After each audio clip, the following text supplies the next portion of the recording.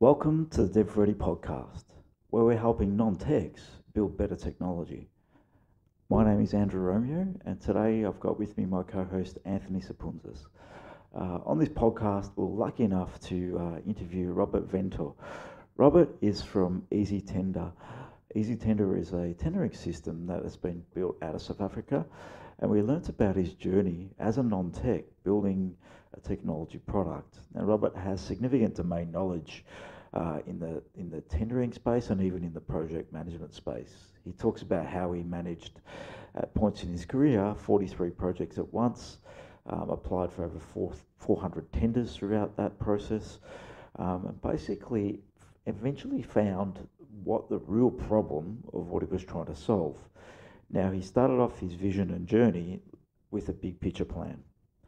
And eventually, after 4 years and going through development teams and different trials and tests and even startup incubators, even got access into an accelerator program out of Silicon Valley, which is pretty cool to hear.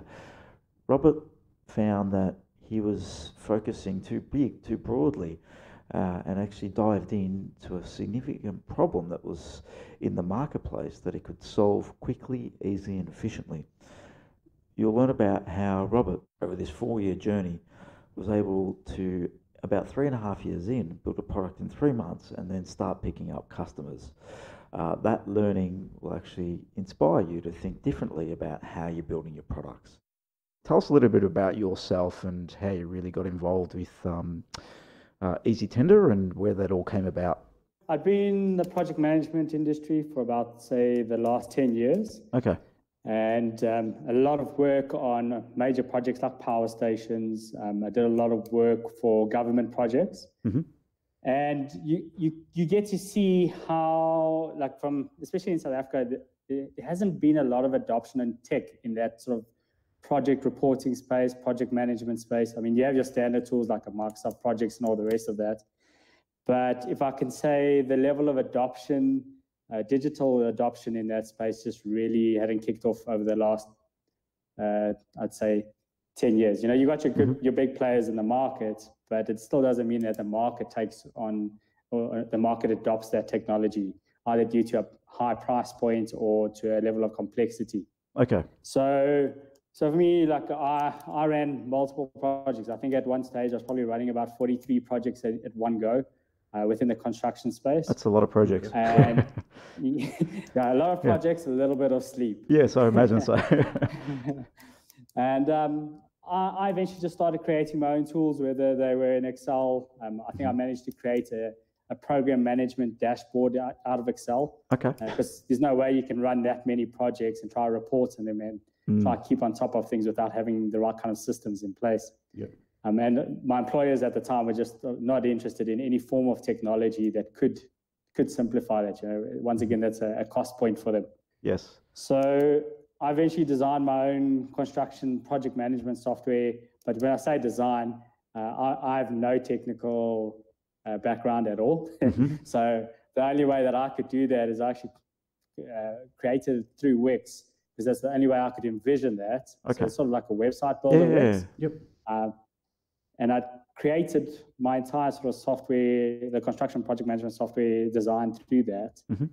And with that, I got into an incubator here in South Africa with the Dutch embassy. Yes. Spent about a year working through that, and you're trying to close investment or try get new customers based on that. Mm-hmm.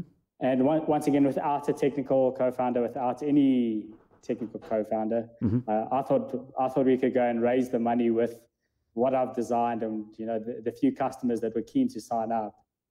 I'd probably gone through 2 different attempted to set up 2 dev relationships in that time. And I think I've mentioned to Andrew before, like my very first one, what I did is I actually just tested a very small component of our software. It was a meeting management component, just to see whether that relationship would actually work out. Am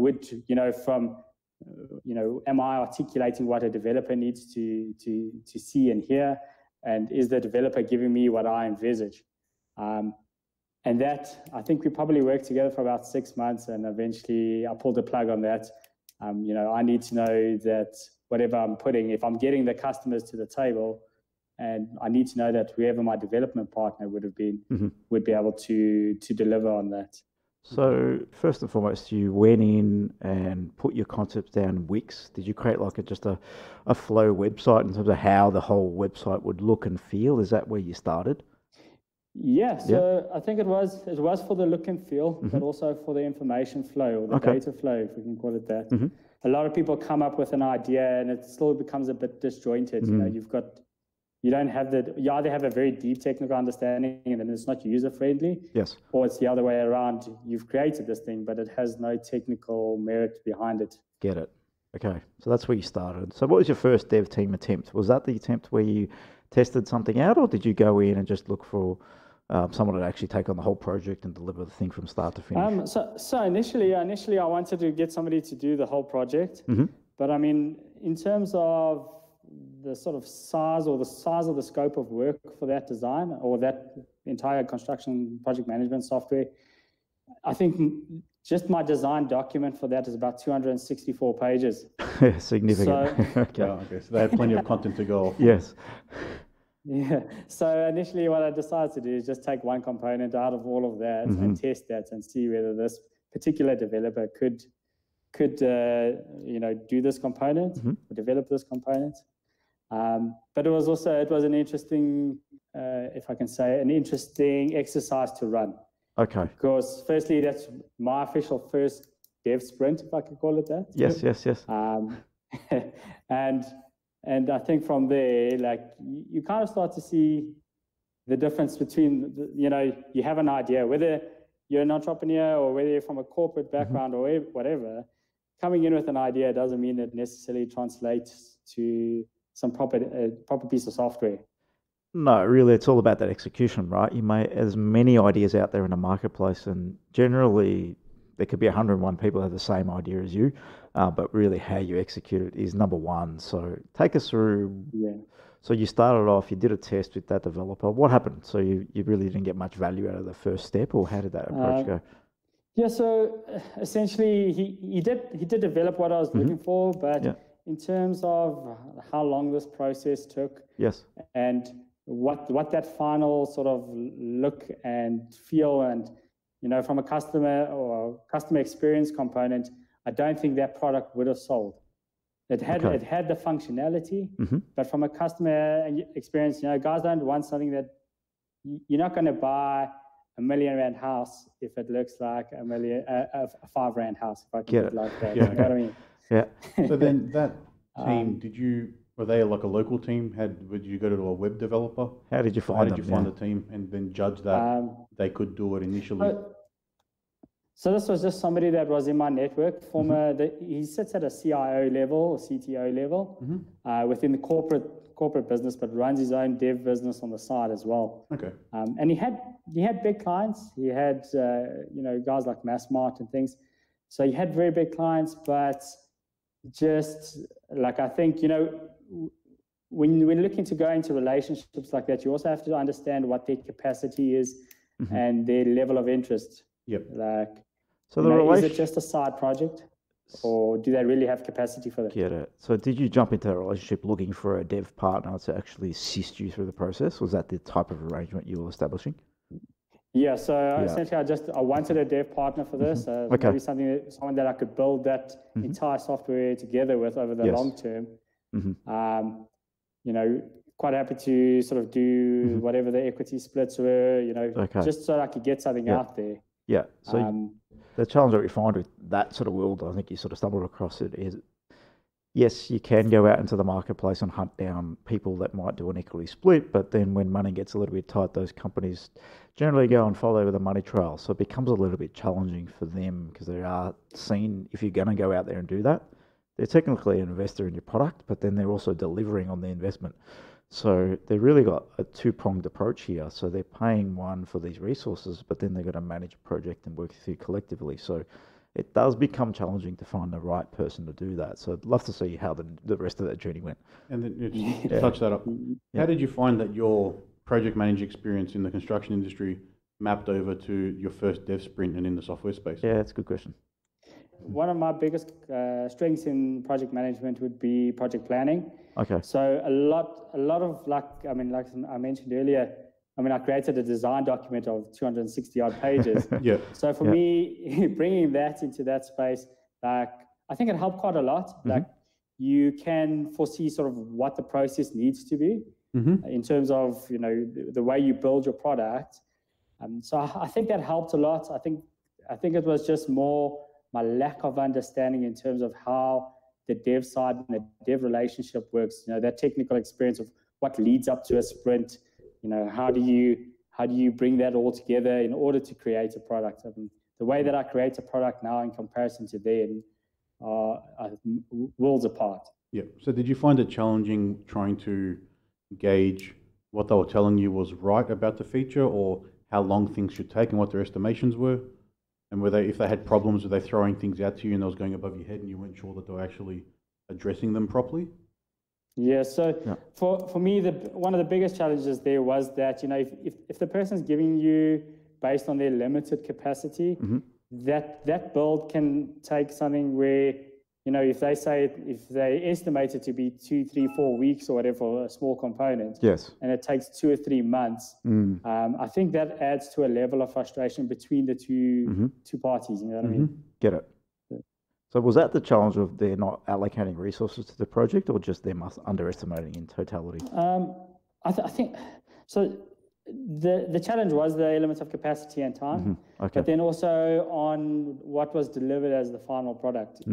Final, like having designed that component in a Wix and stuff, you're already sort of designing the front end. You're showing what the look should be, because from a customer experience or from a sort of a user experience, you want something that's simple. You want something that, the guys can just see that flow, not just the functionality of what it is. So I think the combination of the two was, for me, is what kind of brought the end to that sort of that partnership or that part of my journey. Okay, so if anyone's out there looking to start a project and looking for equity, I think probably one of the biggest learnings out of that is, what is the resource allocation that you're going to bind to this every week, every month? Like, at least then if you had some ownership on that, you would get some more clarity around what is actually possible. Because I think, and I've been involved in projects like that where you jump in and you get involved in helping a little founder out, and then basically say, it's probably going to take a week or two to put this together, and then resources get handed on different projects and it takes a month, right? So it's all about how committed you are to that project. So I think that's an important point to take away. You're going to look at an equity split, look at getting an actual, all right, we're going to allocate 20 hours a week to this. At least you got some clarity on what's actually achievable. Or if it's 10 hours a week, it's 10 hours a week. But yeah, you need to really know where you stand. Like my entire journey with developers, I think the communication component is the most important.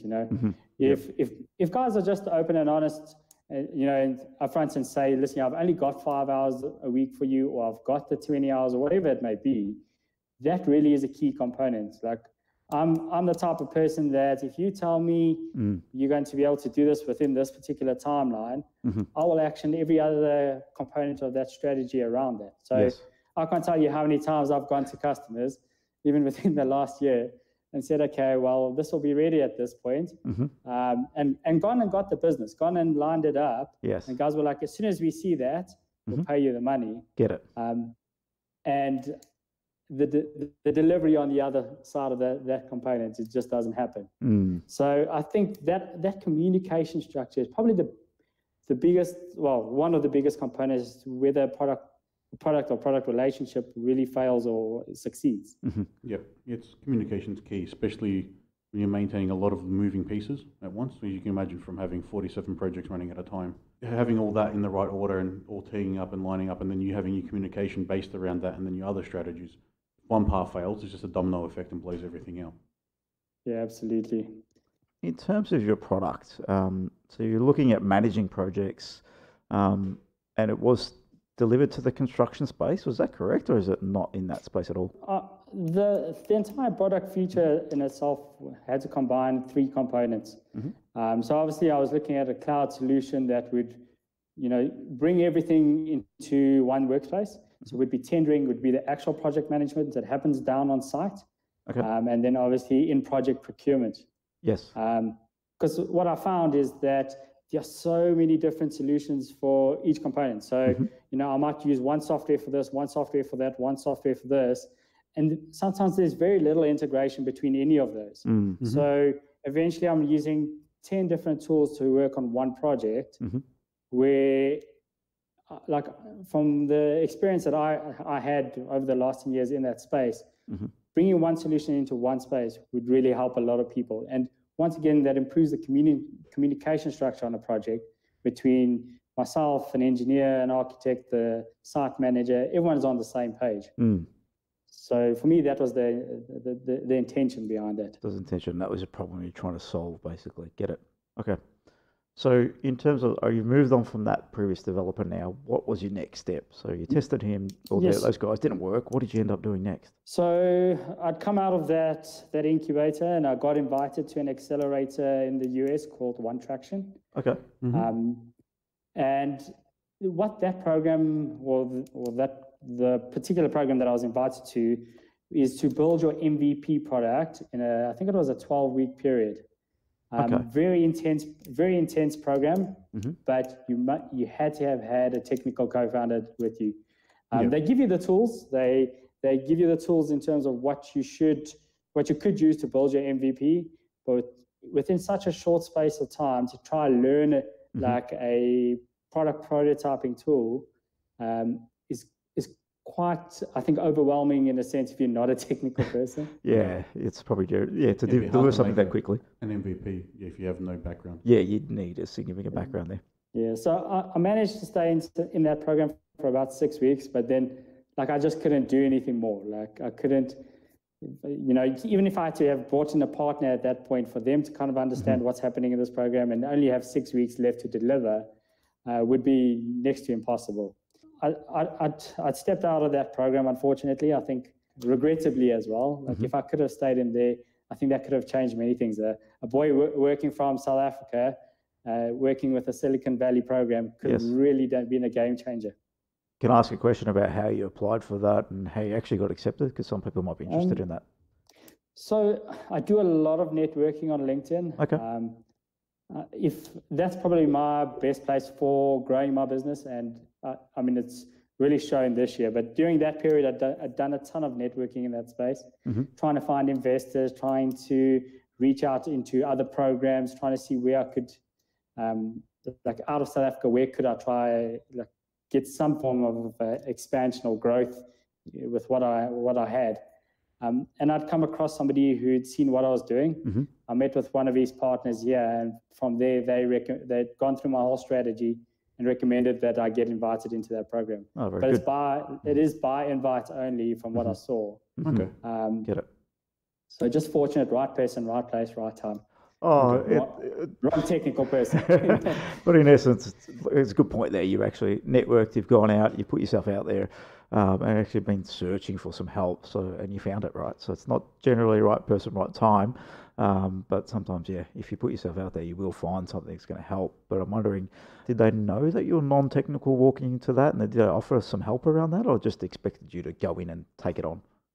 Yeah, I think they expected me to take it on. Okay. In every investment discussion, I've always made sure that everyone knows that I'm not a technical person. I can design products.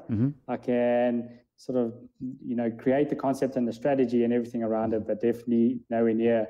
I can probably just do a navigation bar, and that's as far as I get. Get it. Okay, that makes sense. It's a good start. Yeah. So you exit out of One Traction. What did you do next? So what was your next step? So I then spent probably the next 2 years trying to find investors that could do the development. I'd come across 2 guys that had dev houses or dev businesses here in South Africa. Okay. And I got into discussions with both of them. One had a global practice. Yep. So I'm very strong on the Microsoft stack. Good exposure, a big Microsoft partner here locally. Yes. And I was in that discussion for probably 8 months. It was a very long time. You hold off. At the time, I thought it'd be best to hold off talking to any other investors because I've got somebody here. You're 8 months into the discussion. Yes. You kind of want to see where that goes. And for me, the once again, it was the frustration of, are we discussing this for 8 months? Where are we going? Is this happening? And like, if you can kind of imagine, the journey up to this point was probably 2 years prior to that. Okay, so sitting for another 8 months, you're starting to get a bit frustrated. You're like, are we doing this? Are we not? Yes. Yep. You know, I'm not asking you to put money in. I'm just asking you, can you develop? Because, you know, you've approached me on this component as well.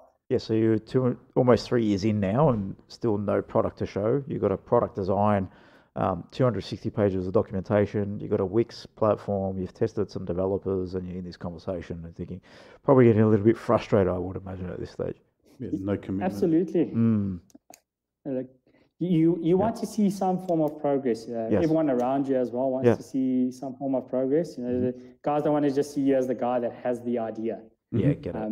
You know, even potential business partners, you know, whether it's in that friends or family circle, or if it's sort of guys that are investors in your circle, they want to see that you can take something from ideation to product. Yeah, and that's a big thing, right? It's not everyone can do it, and that's why there's 101 ideas out there, but only that one actually hits the mark. And it is, once again, execution. So now, did you actually land that as an investment, or was that basically, did it really go anywhere? No, I think we both just got to the point. So to give you the background on that one, these guys were looking to build their own construction software. And they'd found my business pitch on an investment platform. And that's kind of how it mixed. So there was quite a good sort of synchronization or synergy, if I can put it like that. Yep. But I think they had a different sort of product map going forward. Like, they were trying to work on something that linked into some other Microsoft products. And the size of this particular build, I think, might not have fitted into that product map that they were, or that product route that they were setting out. Okay, so they had their own sort of product in mind, and then they tried to leverage you. Like, really? Yes. Okay. Yep, get it. So like, we both eventually just walked away. I went and found another dev partner from there who eventually did build the MVP for me. Okay. But like, once again, that was one of those communication things. You're now getting to the point where you're quite desperate. You know, now I'm 3 years and a bit into this process. I haven't seen anything come of it. You've been putting money into this all along. You know, you think that, okay, well, sometimes you'll put, you know, I'll just cover this. I'm going to cover the cost of, you know, hosting this and the cost of designing this on a monthly basis. Yep. Those are costs. They kind of start running up as time goes by. You can imagine 3 years down the line, what you've spent in trying to create something where you're not even at an MVP stage yet. Yes, I haven't got anything off the ground. So for me, I eventually got into a discussion with a guy, and he was like, okay, I could do, we decided we're not going to build a whole construction software. We'll go into Eazi-Tender, put that into the market, start obviously making money from that, and then, you know, work towards the bigger picture. So which was refreshing to see that somebody had actually taken a step back to say, okay, listen, we don't have to look at the whole big picture of a whole construction software with procurement, with project management. Take one component, let's build that, let's see how that goes, and then we go from there. That's good advice. Yeah, great advice I actually got finally, because trying to build what I imagine you're trying to build in terms of the big plan is a big project. And if that was said maybe in the first step, we had limited resources, but someone's willing to jump in, maybe it might have been a little bit better solution if you went down that path a little bit earlier. Yeah, like, I wish, if I had to look back at it now, I would have definitely taken that initial design, gone and sat with a development company or 3 or 4 of them to get an idea of sort of what the cost of that entire build would be, how long those components would be, what would be my best access to market here, and then gone out to my customers to say, okay, out of these particular solutions, which would be best? You know, would you look at this component right now, and could you be an early adopter for that particular stage of that business? Yeah, because you're trying to solve a lot of problems there. You're not just trying to solve one. And when you mentioned it's a full, from start to finish of a project management journey, you need to really find that burning problem. What is it? Where can you solve it? And how can you add value? And so doing that through just the Eazi-Tendering component makes a lot of sense now. But how long did it take you to get to that realization over 3.5 years? Yeah. Yeah. So yeah, I'd say about 3.5. Okay. 3.5 years to get to that particular point and to get to that understanding. And you'd think that, like, having gone through those particular programs now, and you've been through this incubator, you've been through that accelerator, or whatever they may be, and the level of mentorship that's sort of put into those programs, that they kind of give you that advice from an early stage, being a startup or coming from that ideation component. But that's the lessons you learn along this entrepreneurial journey. Like, it's never going to be as simple as that. Yeah, and when you sort of had that realization that don't try and cover the entire ecosystem at once and get everyone involved and focus on the tendering component, was that like, did it feel like it was a simple idea and that's what it should have been from the start? Or is it just because you were focused on the wrong thing, or like on the whole platform overall, that you didn't see it? I absolutely should have just gone from a more focused, smaller product from the very start. Like, I believe that had I even got Eazi-Tender as it stands right now is quite unique to the South African market. It's a space where there is no innovation. So I could have taken that even 2-3 years back, it would still be the same level of innovation. Okay. Yeah, so I didn't have to go the whole big picture. Like, sometimes you think a bit bigger than what you're capable of doing. You just need to go on that journey to do the learning, really. It takes a bit of time, right? And it's, what is an MVP? And it's probably the biggest question that people ponder over and they don't really get. An MVP is not about the minimum viable product across your whole idea either. It can be what's minimum viable within a section of your product that's actually going to add some value to some people. And it seems like the tender component did for you. So if you're going to develop a minimum viable, focus in on not even 20% of the functionality. How much of the functionality would Eazi-Tender be on the whole project side? What would you estimate that to be? I'd probably estimate it to probably be 20 to 30% of the entire thing. Yeah. And that's a really good starting point for everyone out there. If you've got an idea, pare it back to 20%. Try and get it back to that 20-30% max to get your MVP, because you can have so many dreams about a product. But developing technology is continuous, and if you can pare it back to something small, get it into the marketplace, get user feedback, and you can actually evolve from there. And generally what we found in the marketplace is you put that product out there, and then you'll get other feedback around different things that you haven't even thought about developing. And your iteration will evolve from the customer, not from your head, which is a really good place to start. Yeah, that's such a true statement.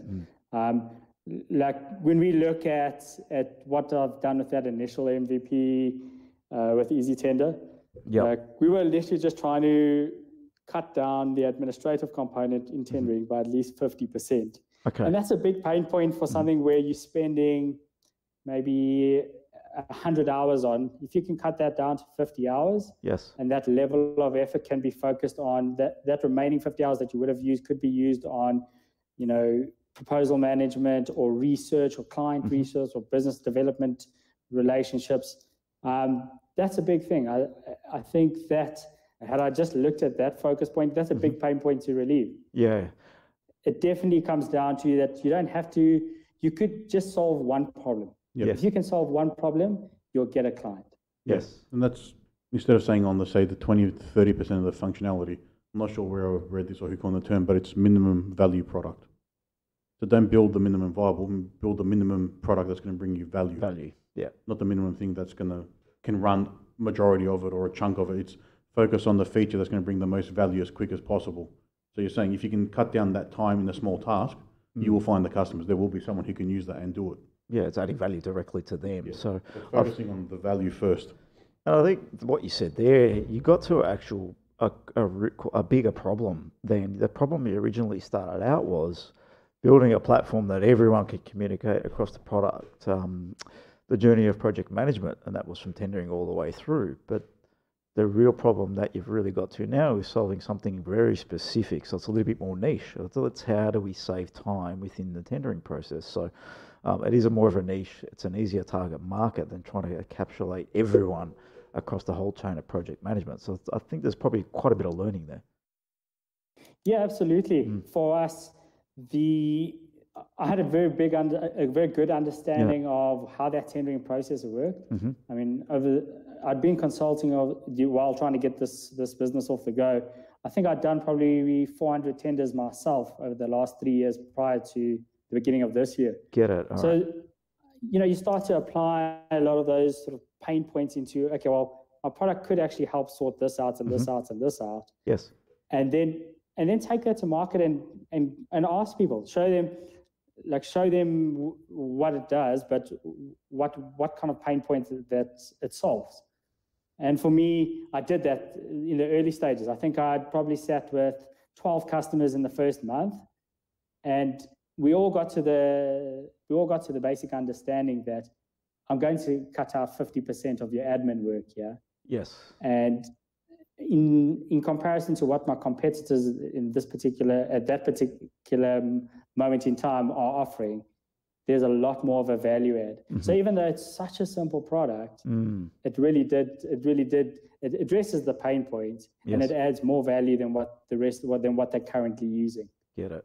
So, and in terms of simplicity is also often best. So the simpler your product can be, really, the easier it is for people to comprehend. The easier people to understand, to pick it up, to work with it. And if you're solving a clear problem that's right in their face day in, day out, it's much easier to get user buy-in. So yeah, there's good learning from what you're sort of saying there, Robert, for anyone that's out there designing product.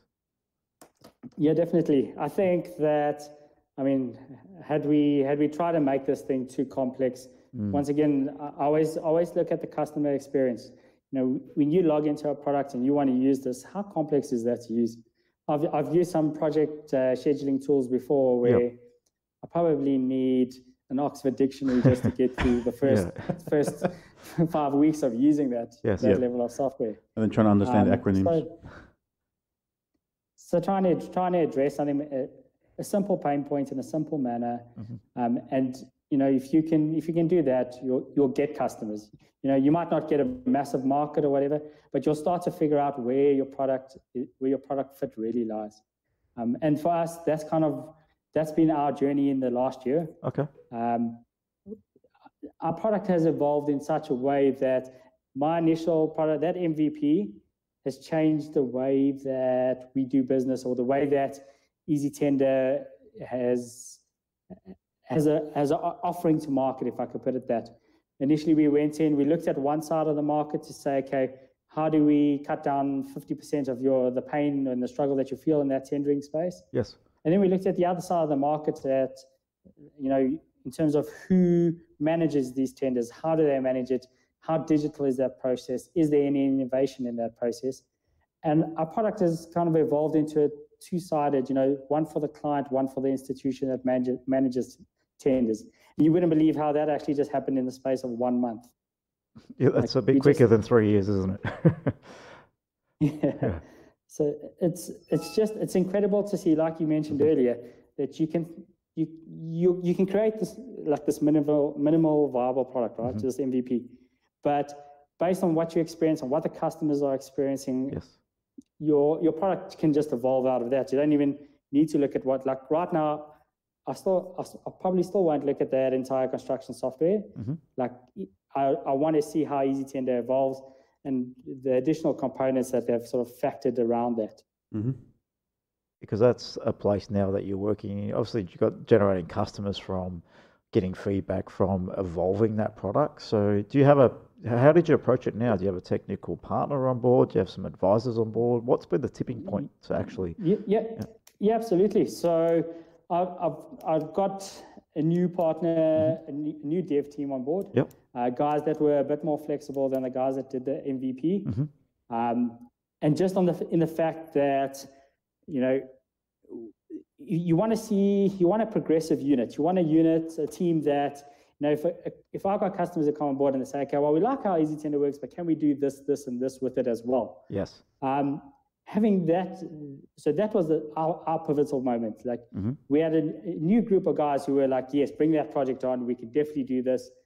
And if I have to put it out there, that we're now working with our national government in terms of how we can digitize that for the entire sort of country. Nice. Yeah. So huge. how we can really simplify this, like that 50% component now could turn to a 70% component in terms of how we streamline that. And for both sides, one for the guy doing the tender, Yes. submitting the tender, and for the governmental departments that are running sort of separate manual or siloed processes into sort of one unit. So for us, I just needed a team that could kind of bring that willingness and the ability to do that, and capacity and interest. And at the same time, these guys had clients that were asking for similar things at the same time. So perfect synergy at the perfect time. Yeah, so it's more having that collaborative relationship rather than the team that says yes and implements what you tell them to. Yeah, absolutely. Yeah. So we've heard that a few times from people. It's having just the yes people, just getting things done because you're asking them to, doesn't help you with the product. You need the people with a technical background to be able to assist and provide sort of that foresight that you don't have potentially because you're not in the technical space and know what's a limitation or what's possible. Yeah, absolutely. I think these guys have brought so I mean, they have the technical experience, they have the digital sort of branding experience. So we kind of all come together in the same space. They've got the same goal that I have at the end of the day, is to turn this into some incredible product. And we've got clients at the moment who have come on board and said, okay, well, we can see that Eazi-Tender does this sort of in the procurement space. It's the first phase of a procurement sort of process. Can you now digitize our procurement space and our business around that? Yeah, so you will potentially find yourself getting to where you plan to be 3 or 4 years ago, but evolving with the customer.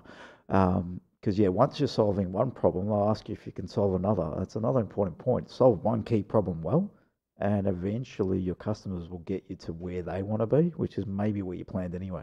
It's very difficult to get them to change everything at once. Your way. Yeah, I think once you've built that level of trust within a customer, they come in, they see that you built a reliable product, that you give the right level of service. You then start to work on that partnership as a more long-term, as on a more longer-term basis. So yeah, absolutely. I think that it's just how that relationship evolves. Like if you continue to add value, you'll definitely build a long-term client base out of that. So in terms of, let's jump into adding value in terms of customer relationship. I think some people jump into a product development and they're looking to launch a product out into the marketplace, similar to where you sort of started. And it might be your idea in your head, but then you start to realize that you're probably in a better position if you involve the product or evolve it with your customers directly. And get buy-in directly with the customer, because in the end, they're the ones that are going to be buying the product, but they're also looking at more of not just a product, they're looking at a business that they can work with and evolve with as well. So share a bit about, if you can, some of your customers' experiences with you and the sort of the journey you've taken them on from start to where they're going now. Okay, so we're working with an electrical supplier. They've got a massive product line. I think they're about 65,000 products. That's a huge number. And I mean, our initial conversations with them were around sort of what their current processes were. Yes. What are they finding to be tedious, or what are their challenges? What are their, what systems are they using? And I mean, this particular client is probably using 6 or 7 different things or systems just to get the information about tenders, let alone they're running their internal process. And they've got a big team. I think it's 25 to 50 guys that are doing tenders on a daily basis. Wow. I think they do about 900 tenders a year minimum. Okay. So they're a busy team. They really have a lot on the go there. And what's been quite interesting is sort of how we've developed their solution around our MVP core base product. We've seen that their biggest pain points obviously lies around getting pricing from suppliers. You can imagine if you've got a 65,000 product line. Yes. That's quite that process on its own could probably take 2 weeks or 3 weeks to finalize. So we found different key components, and we're now building the tools around that. So your client gets the sense of ownership that this is their process. How do they digitize that? How do they simplify that?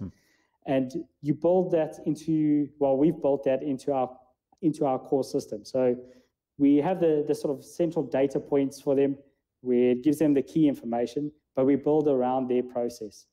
And I find that the more you build, you're not going to go change your client's process. You're really not. Like, unless you've got something that changes their whole business, which you're probably going to be quite reluctant to implement. Yes. If you build around your client process, and you don't change the person's day-to-day job, you just digitize it, you simplify it, you remove the admin component where it needs to be removed. You'll make a massive difference in your client's day-to-day operation. And I think that's where you start to build on that product-client relationship. You build that trust around that. They can see that they're getting value out of that partnership. And I think that's, with this particular client, that's where we're engaged with them at the moment. So then adding value for them, is that something that you then build into your core product and offer to everyone? Or is it, or does everyone get like their own version of it with their own tweaks? So no, it is something that we can add across the board. One of the biggest comments that came from them were negotiation on price due to the fact that you could roll this out with many of your other customers. Yes, can happen. So yeah, there are components that you can build on and you can sell out to market, which is always a great thing. But at the same time, there are components there that are strictly related to their business process, which remain obviously theirs. That's that component that keeps their business. It almost gives them their own competitive edge as well in a certain space. They maintain that competitive edge. Okay. So some exclusive components that you're developing and some free to market. So, but really every client you're probably finding and dealing with, there's shared problems. There's shared issues that they have. You're solving one problem from this customer. Yes, it can get transposed down to 10, 20, 30 more. So that's how you evolve your product. It's about evolving with your customers, servicing them, and then offering it out to other services. So would you say you're a product business or a service business? Because that's a question that I'd like to ask people that are in your space. Are you delivering product or delivering more from a consulting perspective? That's a very interesting question, because I think it's a bit of both. You initially set out to be a product business. Yes. But I think as your business either pivots or whether your product evolves, you work around the service space in terms of that relationship between service and product. Get it. So I believe that we're a mixture of both, and I'm quite happy to keep it like in that space. I think they complement one another, and I think with product, in terms of my experience, that you are going to give that bit of, it might not be a big service component, but you're going to give some. Yep, get it. So it just depends on your business. Yeah, and I like I said to you, Robert, we've got a product that's in the pharmacy space, and we sort of started out in a similar vein as you. Let's just build a product and try and sell it to market. But then over time, you start to realize that our expertise are more from consulting, developing, building product. Which is a massive advantage because we can walk into an organization, here's our product, but what are your challenges? What can we help you with? And that's been evolving our product. So it's a very similar sort of journey that you're on right now. We've been evolving our product with our customers. So I think that's a key point for anyone. Just be prepared, put a product out there, develop something basic that delivers value, but evolve it with your customers because you're going to get better buy-in. They're going to be with you for the long haul and not just going to shop around because they're just comparing feature to feature. They're now comparing, all right, here's your features, here's your services, but here's the product journey that we run with you. And it's a much bigger buying proposition for you, a bigger value statement for your business. So that seems like the path that you're on. Yeah, I definitely think that, our journeys are so similar. Yeah. But I think that being able to evolve your business or have that level of flexibility that, my product can do X, but with my services or Y and Z, like you can really build that sort of partnership with your client. Yep. I think having that level of flexibility will take your business a lot further. I think you've said flexibility about 10 times in this conversation, so it's clearly an important point for anyone. So being flexible. I think you mentioned about your dev team being flexible to the point of understanding what the customer wants and evolving product for them. Being flexible about how you approach everything is pretty pivotal in this day and age now with technology. You might have to be flexible around a feature set. You might have to be flexible around what you're delivering this week to next week. So it's one thing that people should remember.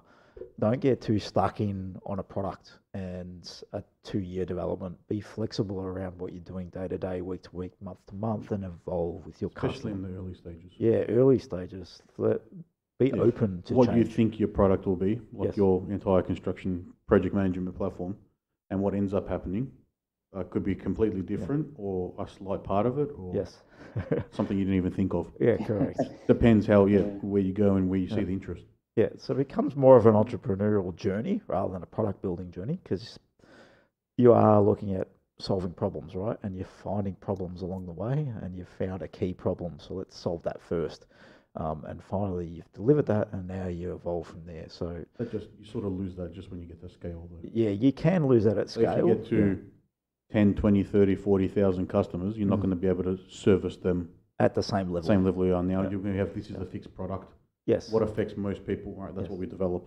But the question can be... That's Facebook, Instagram, YouTube. Yeah, exactly. Google, all those sort of things. They get to that a certain size, and it's no longer how can we support each person. It's what's going to support the most amount of people. But I think that once you've gotten your business to sort of that level where you've got that 30, 40,000 user customer base. Yes. Along that, you've done so much of that service work up to that point. Correct. That you've built on all the additional things. You've kind of built that intelligence into your business. Yep. Yes. That, those just become the add-ons. I mean, if you if you look at a Facebook and stuff, you've got the general communication platform there, but I mean, the amount of services that they've built into that over time, at scale, I think the aim there almost is to get to that point of now built up this huge client base. Yes. We built the smaller products around that.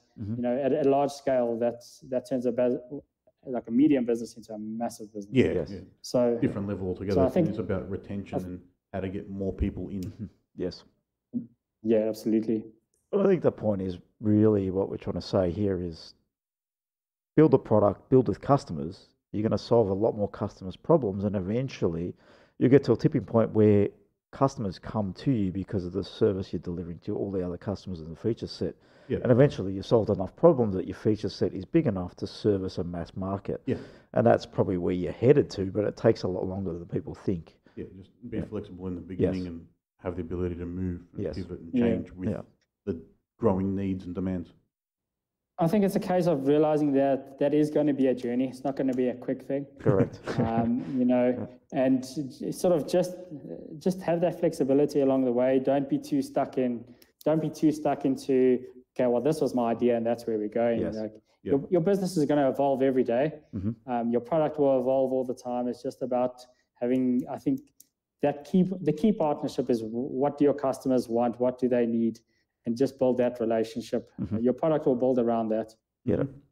Now, being a non-tech founder, we'll probably want to dig in just a little bit to wrap up the conversation around what are some of your key learnings, questions that you'd walk into, just say you were to start again. Let's take it back. All right, we're here. You've got an idea about building this platform. What are some of the things you'd ask development partners, key points, key questions that you'd dive in and say, okay, can you do this? How can we work together?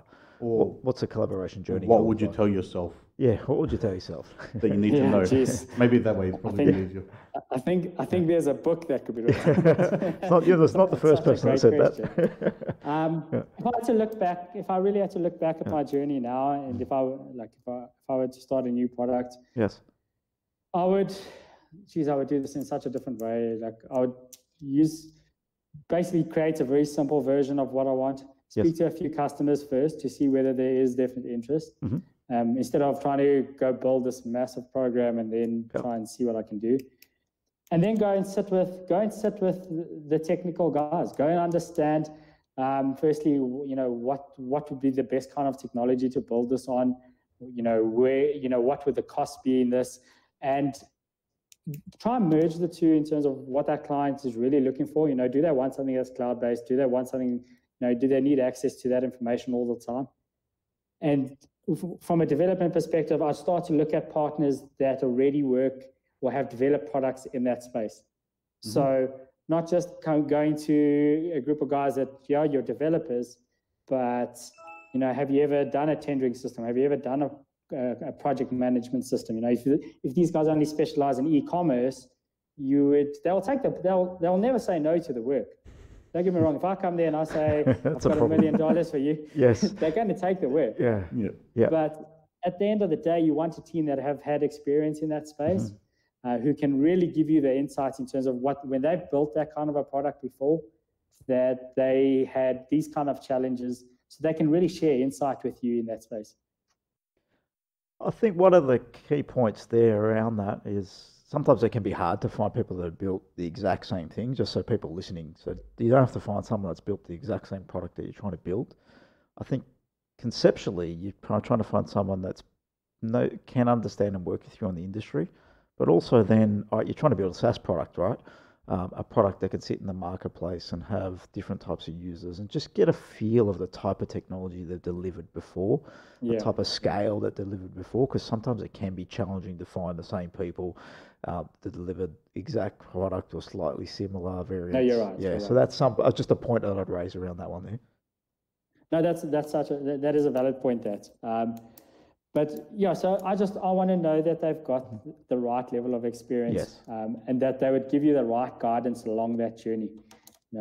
I wouldn't want anyone that's sort of going in that ideation phase to sit and go through that process for 3 to 5 years. No, no, it's not fun. That as an entrepreneur, I think that can eat your soul. Yes, yeah. It's really a difficult journey. It makes your journey so difficult. So get that advisory, get the guys that can really guide you on that journey, get them involved as early as possible. If you spend a bit of money there, it's money well spent rather than wasting that money over 3 to 5 years. Yeah. So one of the biggest things are customer first, work with your customers, get to know exactly what problems you're trying to solve, design a product with them, and find some good advisors or team, invest in them to actually help you along the journey. People that are going to help you understand the technology, easy to communicate with, are going to be flexible with your product build, because you are starting out from a product build perspective. So some good advice there. Anything else you want to add to that, Ev? Yes, don't work with the yes people. Yes, don't work with yes people. No. Another way of saying that. Yeah. I think we can make that the number one rule. Yes.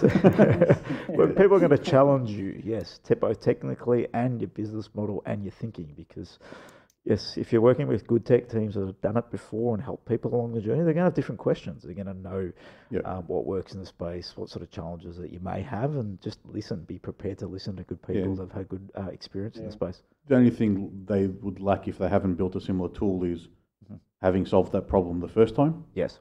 But if they're a good team, they can solve it and sort of preempt some of those issues already. Yes. Yeah. Coding is coding. If they're a good team, they'll be able to do it. But there's some domain knowledge that might be specific to the construction industry where one team could excel on top of another. Yes. Yeah, absolutely. But I mean, I think if you can just get that model right in the beginning, if you spend 6 months working with the sort of right advisors and the right, you get the right structure in place, you'll cut this journey down by half. I mean, if you go into a client who doesn't know what they want, and that journey is just going to take a really long time to get to the final product. Definitely.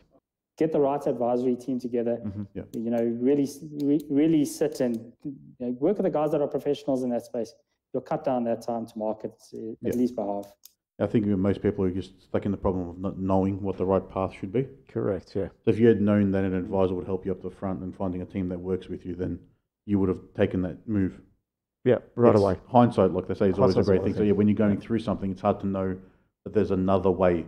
And if you do think of that other way, you don't necessarily know it's better. Well, in the end, Robert, that's why we're here. We're trying to educate people on a better path. And by sharing stories like yourself in terms of what the journey's been like, what the challenges you've had, we hope to waken some people up and just say, all right, get a good team, get an advisor on board, try and find someone technical that can help you, and work really with your customers. I think that's 2 pivotal points. If you're working directly with your customers and you've got a good team and a good advisory behind you, if you have to pay up front to help design your product, do that, because it will save you years of time. And sometimes that years of time may mean that product's past you, because there's other competition out there in the marketplace too that's gone beyond you. So you just got to be conscious of that. Just so everyone's sort of gets a bit more perspective as to where you're leading to now. So how many customers do you have on board? How's the product going? What sort of position are you in? So with our pivot, we did our pivot now in September. Yep. We relaunched the marketing more to go towards the enterprise side. Yes. So if we close this deal now with our government, there'll be 800,000 users that would be in that space. Oh, wow. Okay. But that's the user base. Like that's the user base here that does tendering that are in that market. But I think from an enterprise perspective, like our focus will be there in terms of the value that we can really add holistically. We are looking to close another partner deal with another global brand as well in their EPC space. Okay. Nice. So I think a lot of our business, where there was a lot of sort of time spent on really following the side of that where people really do a lot of tendering themselves, we're going to try and by combining that product with our enterprise product, you give the holistic solution. Yes. So we'll still focus on that side, but we'll also focus on the enterprise side where we can, implement that holistically. Get it. So whether that's with big construction projects or big, or within government departments, or that process is the same throughout. If you're tendering for something, that process is the same process whether I'm doing it for this public sector client or for these kind of large scale sort of global brands or whatever. Yep. So right now, like that's our core focus, and I think we've created the solution that adds value there based on what the client pain point is, and I'm quite excited to see where 2020 goes in that respect. Yeah, no, it's exciting if you land a contract of that caliber. And it's really, when did you start this new product? This was a year ago? No, so the new product actually, I think around about August this year. So we just evolved Eazi-Tender from what the MVP was. Okay. Redesigned that. We looked at the entire thing. Yes. Did the redesign in August. Put it out to test the market in September. Wow. And incredible feedback from there. Accelerated. Yeah, it's accelerated, but you got to think about those 3 years of learning has gone into that, right? Of course. Yeah, if you knew all that up front, it'll take you 3 months. You got a product on board, and you collect a contract of that size. So yeah, it's the learning, and I think the knowledge and experience you gathered through that process. If we can help people through sharing stories like yourself, speed that up to be a 1 year, 2 year period rather than a 4 or 5 year period, I think we're doing justice for the ecosystem. So hopefully there's someone listening with an idea and hasn't started yet, and you can set them on the right path and save them 1 or 2 years, some hair in their soul. Yeah, but this, I think what you guys are doing here is fantastic. I think that value add, had I heard this 3-4 years ago, like it would be completely different. Yes. So like the value add in terms of that knowledge share is huge. Cool. Now, Robert, I know you're doing a bit of help in terms of the startup space. So if you want to share sort of how people can connect with you, find out a bit about Eazi-Tender, go for it. Just tell a bit about how you're doing in terms of startup space. So because I've struggled so much in that ideation to product space, I'm always happy to. I do help a lot of local startups who are trying to get to that point.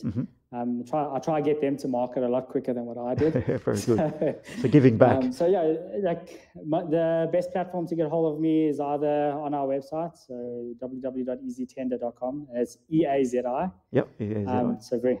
So my whole brand is around that Easy brand, and or LinkedIn. So if you had to find me on LinkedIn, you'd see Eazi-Tender all over my page. Yes. I live my brand, so I live and I love it. Yeah. But like for me, it really is about sharing.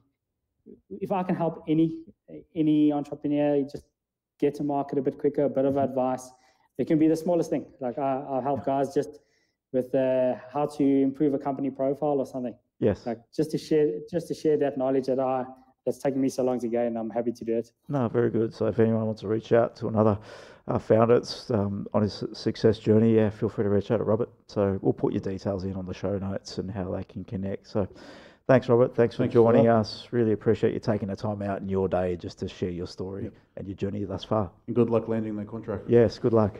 Yeah, guys, thank you very much, man. And I'll definitely, if I head off to Oz, I think it'll be maybe the first or second quarter next year. Yeah. I'll definitely come by and pop by. And Oh, say for that. sure. Yeah, no We'll go grab a problems. beer, grab some lunch, and take you out, show you Melbourne a little bit.